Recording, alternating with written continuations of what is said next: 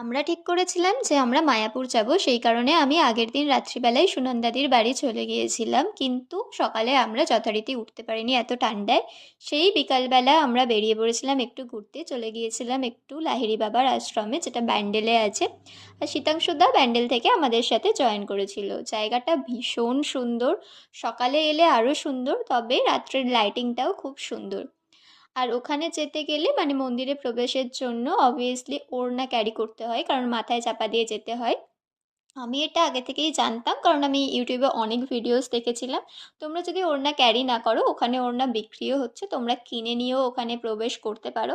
সন্ধেবেলা জায়গাটা এত সুন্দর লাগছিল, লাইটিংয়ের জন্য ভীষণ সুন্দর লাগছিল। তারপর আমরা একটু ফটোশ্যুটও করে নিচ্ছিলাম। তবে যেহেতু অনেকটা রাত্রির হয়ে গেছিলো আর জায়গাটা একটু ভিতর সাইডে, তাই ভীষণ ঠান্ডা ছিল। তাই জন্য আমরা বেশি দেরি না করে আশপাশটা আরও একটু ঘুরে দেখছিলাম। আর তাছাড়া একটু পরে মন্দির বন্ধও হয়ে যেত। জায়গাটা ভীষণ সুন্দরভাবে সাজিয়েও ছিল এই ক্রিসমাস নিউ ইয়ারের জন্য। তারপর একটা জায়গায় এরকম শিব মূর্তি আছে, যার চারপাশটা ঝর্ণা আছে।